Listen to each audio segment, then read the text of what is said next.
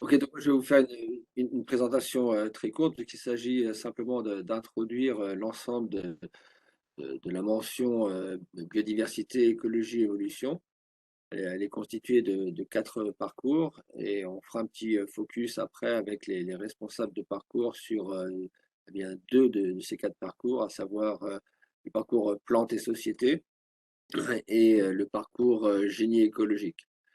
Donc c'est deux des 4 parcours. Euh, on fera donc un focus par Nicolas Beck et Maryse Laloy. Euh, Ces 4 parcours, eh bien, vous avez les 2 premiers parcours qui sont des parcours ben, qui partagent énormément d'enseignements, en particulier en première année, puisque la première année est commune à 90%. C'est le parcours écologie-évolution qui a plutôt à vocation recherche, et le génie écologique qui est plutôt lié à une orientation professionnalisante.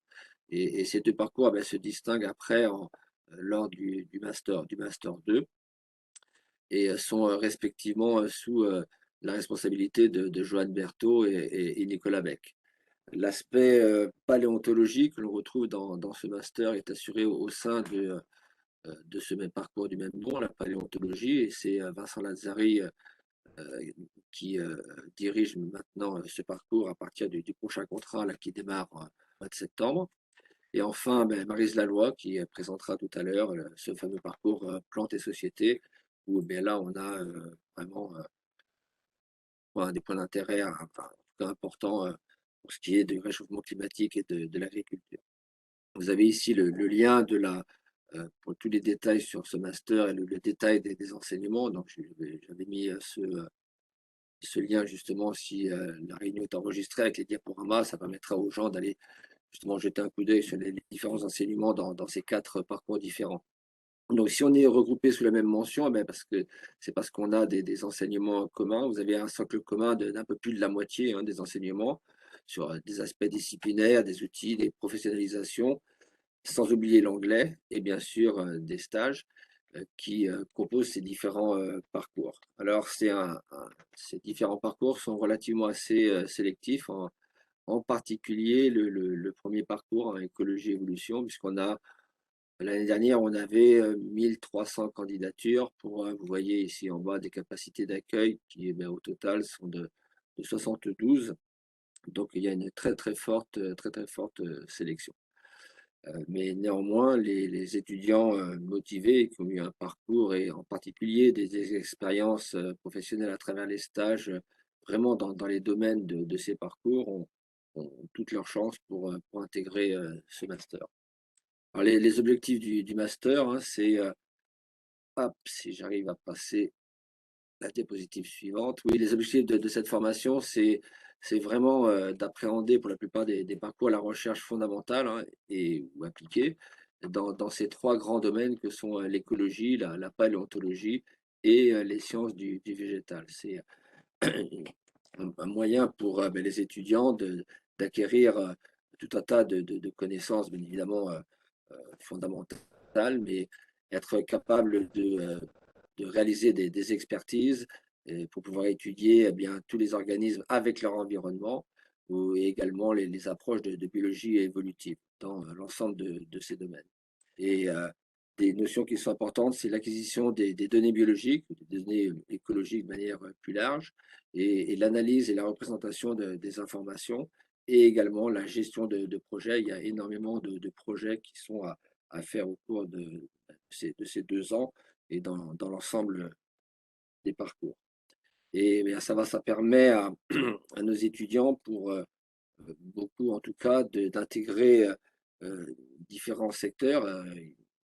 Les 3 parcours qui ont une orientation de recherche, eh bien, voient beaucoup d'étudiants intégrer des écoles doctorales, donc bien évidemment celle de Poitiers, ou d'autres structures professionnalisantes et arriver à terme, donc soit après une thèse ou pas, vers des structures publiques comme privées. Vous avez ici listé quelques exemples, donc sans oublier les parcs naturels, les musées, les centres de culture ou les bureaux d'études, et beaucoup de structures associatives pour des métiers qui tournent autour la recherche, pour ce qui est anciens chercheurs, ingénieurs écologues, aussi bien donc recherche publique que privée, chargés d'études, des gestionnaires, des botanistes, des ingénieurs en production en biotechnologie végétale, etc., etc. Donc il y a un champ relativement important qui permet à travers ces différents parcours à nos étudiants d'intégrer à peu près tous les métiers que l'on trouve dans pratiquement tous les secteurs de l'environnement. En termes de placement à une échelle de soit 6 mois, soit 30 mois, il y a des enquêtes qui sont faites tous les ans et on voit eh bien, ces dernières années une augmentation du nombre d'étudiants qui retrouvent un CDI après 30 mois, dans un intervalle de l'ordre de 30 mois après leur diplôme, l'obtention de leur diplôme, et c'est quelque chose qui a tendance à évoluer positivement et on s'en félicite. Alors, je ne vais pas m'étendre de plus, c'était vraiment une toute petite introduction pour présenter un petit peu la structure, les objectifs de ce master. Et je vais passer la parole maintenant à Maryse Laloy qui va vous donner un peu plus d'informations sur le parcours plantes et sociétés. Et en suivant, eh bien, Nicolas No, lui, vous donnera des détails sur le parcours génie écologique. Je vais vous parler du parcours Plantes et Société. Donc, il y a un sous-titre qui s'appelle Culture durable, paysage et phytovalorisation. Donc, c'est un parcours que nous avons créé de nouveau et qui a ouvert en 2018, hein, donc, qui est très récent, sur la base d'un partenariat donc, entre notre équipe enseignante de l'Université de Poitiers. Allô? Oui? L'université. Vous m'entendez On toujours? vous entend toujours, oui. Il y a eu juste une On vous interférence. entend. D'accord, oui. Donc, un partenariat, je disais, entre l'Université de Poitiers et l'Université de Tours. Et puis également, comme l'a précisé Jean-Louis Durand tout à l'heure, l'INRAE de Lusignan. Donc, ce parcours est adossé à, au final, 3 laboratoires de recherche. Donc, le laboratoire écologie-biologie des interactions à Poitiers, le laboratoire biomolécules et biotechnologie végétale, ainsi que donc l'unité de recherche prairies et plantes fourragères de l'INRAE de Lusignan. Nous avons aussi un soutien de plusieurs entreprises de la région ou de la région de Tours. Notamment, je tiens à préciser la société Mercier Novatech qui développe de la sélection et de l'amélioration sur la vigne, avec lesquels nous sommes en train également de signer une convention de partenariat au niveau de la formation. Donc l'objectif de ce parcours, c'est de former les étudiants aux sciences du végétal avant tout, et de leur apporter des compétences de façon à ce qu'ils puissent les valoriser dans 3 secteurs, l'agronomie et l'agroécologie, avec l'idée derrière d'utiliser le végétal comme source de nourriture, et dans le contexte de production durable ou d'agroécologie. Le deuxième secteur, c'est le secteur du paysage, avec l'idée d'utiliser le végétal comme source d'éléments des paysages ruraux, urbains, et aussi ce que l'on a appelé les paysages perturbés, donc utiliser les végétaux pour dépolluer les paysages pollués.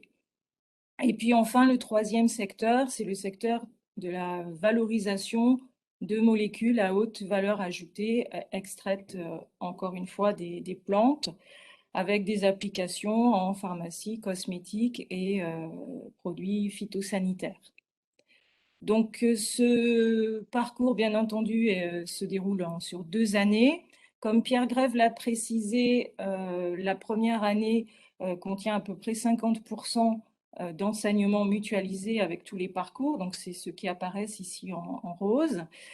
Sinon, pour les modules plus spécifiques, en première année, on va surtout asseoir les bases et donner donc des informations aux étudiants, ou des connaissances plutôt, sur tout ce qui va sur le fonctionnement des végétaux en général. Donc on a des modules de botanique axés surtout sur les plantes entre guillemets utiles pour l'homme. notamment dans le secteur de l'agriculture. Et puis, comment les plantes vont, par exemple, interagir avec les autres organismes des écosystèmes, donc animaux ou micro-organismes. Également, comment ces plantes vont pouvoir réagir et se défendre vis-à-vis des bioagresseurs, et également avec tous les facteurs abiotiques de l'environnement, donc tout ce qu'on peut appeler le milieu contraint. Donc, bien entendu, avec les aspects de changement climatique. Et puis, nous avons aussi, en première année, décidé d'ouvrir un module qui s'appelle Plantes et défis sociétaux, où l'idée ici, c'est de vraiment sensibiliser les étudiants à la place du végétal dans la société d'aujourd'hui pour répondre à la préservation de la biodiversité et justement de ces changements environnementaux et encore une fois dans le secteur de l'agriculture. Donc les trois axes entre guillemets du master se concrétisent réellement au cours de la deuxième année. Donc pour l'axe agronomie, agroécologie, l'idée c'est de donner aux étudiants une connaissance approfondie des agrosystèmes ou agroécosystèmes. Donc, on va surtout les former en écophysiologie et en sélection et amélioration des plantes. Et puis surtout, leur faire intégrer le concept d'agroécologie, donc avec la définition de ce concept et puis l'origine ou l'émergence de cette agroécologie et tout ce qui va pour toutes les innovations pour lesquelles ils vont avoir des conférences. Donc, on va parler de culture en association, de mélange d'espèces, d'alternatives aux pesticides, et puis l'intérêt des mycorhizes, des rhizobactéries et surtout des sols vivants. Hein, donc ici, pour ces enseignements, ce sont surtout les collègues de l'INRAE de Lusignan qui interviennent. Hein, donc je tiens, profite du moment pour les remercier encore une fois pour leur investissement. Sachant qu'ils accueillent les étudiants lors d'une petite immersion chaque année sur 3 jours sur le site. Ensuite, au niveau du paysage, là, on va interagir avec un géographe et un écologue de Poitiers, donc en l'occurrence Nicolas Beck. L'idée, c'est donc de leur donner des définitions et des concepts sur les différentes visions du paysage. On va leur parler un petit peu de corridor écologique, un peu moins que dans le parcours génie écologique, bien sûr. Et surtout, on va focaliser sur, eh bien, à nouveau, l'utilisation des végétaux pour restaurer les milieux perturbés, donc tout ce qui est phytorémédiation. On va aussi parler de villes vertes, entre guillemets, hein, donc de végétalisation du milieu urbain, donc tout ce qui va être végétalisation du bâti, mais aussi on aborde les questions d'agriculture urbaine et périurbaine avec les notions de circuits courts et d'économie circulaire.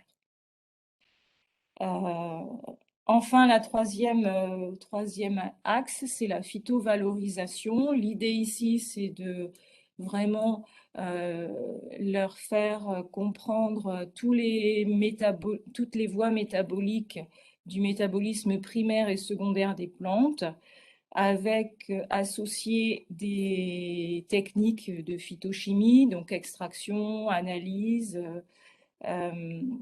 méthode d'analyse de ces molécules pour pouvoir les utiliser donc dans les 3 grands secteurs, pharmacie, cosmétique et surtout biopesticides. Donc on rejoint encore ici les aspects d'agriculture avec les notions de biocontrôle et de lutte contre les maladies. Pour cela, on intervient avec quelques collègues de l'UFR de pharmacie, hein, de l'Université de Poitiers, et bien sûr nos collègues de Tours qui sont spécialisés aussi dans ce secteur.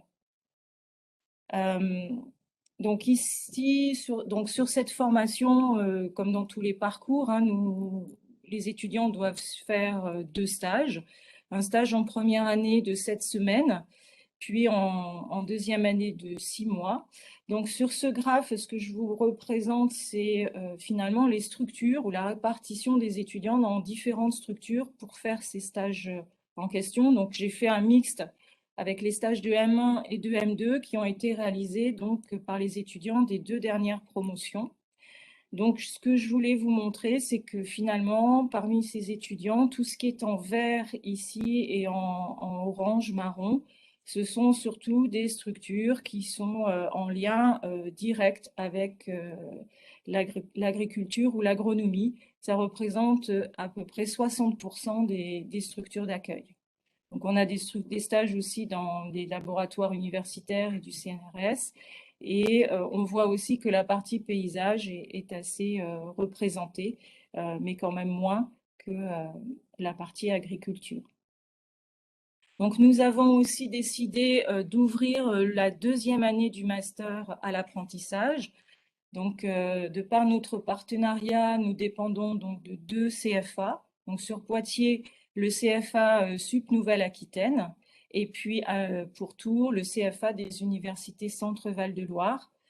Donc, on a chaque année entre 2 et 3 étudiants qui décrochent un contrat d'apprentissage. Donc, on espère que ça s'améliorera ou le chiffre augmentera dans l'avenir. Donc, vous avez ici à nouveau des structures qui ont accueilli ou qui ont proposé des contrats. Donc, globalement, on voit encore que c'est toute la partie agricole qui domine. Et cette année, nous avons en plus 2 étudiantes qui ont intégré le réseau Pépite sur l'Université de Poitiers, donc en tant qu'étudiants entrepreneurs, donc qui ont un projet de société ou d'installation. Et puis également une demande de valorisation d'acquis de l'expérience, donc que l'on gère bien sûr avec UP Pro.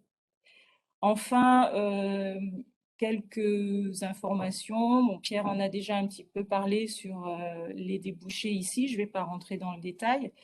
Mais on a pour le moment des recrutements directement à l'issue de la formation. Donc pour beaucoup, des CDD. Hein, donc là encore, hein, vous voyez dans quelques sociétés en lien avec l'agronomie. Et à nouveau, je recite la société Mercier Novatech, pardon, qui a recruté un des apprentis, un des premiers apprentis qu'ils avaient pris dans leur structure. Je crois que j'ai terminé. Je terminerai sur cette diapositive. Donc, à nouveau, vous pouvez retrouver des informations sur le site de l'université. On a une page Facebook et un groupe LinkedIn. Donc voilà, merci pour votre attention. Donc, en fait, le but de mon intervention, c'est de présenter donc l'un des parcours du Master Biodiversité, Écologie, Évolution. Et ce parcours s'appelle Génie écologique. Et je le présente parce que je fais partie des 2 co-responsables en fait, de ce master. Donc, le premier étant Frédéric Grandjean et moi-même. Et donc, ce master a pour vocation en fait de former des ingénieurs écologues et des ingénieurs écologues qui sont capables de mener des études d'impact en termes de biodiversité, des suivis et des diagnostics de biodiversité, capables également d'animer des comités de pilotage en coordonnant des projets d'aménagement. Alors ceci va se faire au travers d'une présentation relativement exhaustive en fait des différents modes de gestion, certes des espaces naturels, mais plus largement des écosystèmes, avec la présentation et des cas concrets d'utilisation d'indicateurs de biodiversité qui sont associés en fait à ces études d'impact ou alors ces suivis de diagnostic. Alors, de par ses ambitions et de par son contenu, il faut savoir que le parcours génie écologique est inscrit dans un réseau en fait national, dans une association qui a recensé les formations autour du génie écologique. Cette association, elle s'appelle les acteurs d'ingénierie du génie écologique. Donc, ce parcours est enregistré depuis 3 ans maintenant. Et en gros, l'association travaille sur notamment la définition de l'ingénieur écologue et la réflexion en fait à avoir sur l'adéquation entre l'offre de formation et les attentes des employeurs. Donc ça, c'est plus ou moins ce sur quoi travaille en fait donc cette association et qui contribue à rajouter en fait à faire rayonner en fait nationalement dans ce master génie écologique. Alors, ce master génie écologique, il a pour vocation aussi de faire connaître et d'initier un réseau professionnel qui soit alors national ou là, dans ce cas-là, on va dire excusez-moi, hop, plutôt local. Je reviens en arrière, excusez-moi. Et de par l'intervention en fait de différents intervenants qui vont en fait donc présenter leurs travaux autour de la biodiversité. Donc ces intervenants, ils vont avoir des origines relativement diversifiées parce qu'on va retrouver des associations telles que, si vous les connaissez, Vienne Nature ou encore la LPO. On va retrouver des bureaux d'études tels que Amberiza, donc des bureaux d'études locaux, Amberiza, NCA Environnement. On va retrouver aussi d'autres acteurs tels que les acteurs de la réserve du Pinail. On va retrouver aussi des interventions de Grand Poitiers, par exemple, du CREN, enfin, anciennement appelé CREN et nouvellement appelé SEN pour Conservatoire des espaces naturels. Donc on voit ici en fait une diversité d'acteurs qui vont venir en fait présenter leurs travaux autour de la biodiversité et qui vont venir en fait contribuer à, à former et à alimenter en fait le réseau professionnel des étudiants. Donc, ces différents acteurs vont montrer, illustrer des cas concrets en fait sur le terrain en termes de restauration des écosystèmes, mais aussi en termes de conciliation entre biodiversité et activité humaine.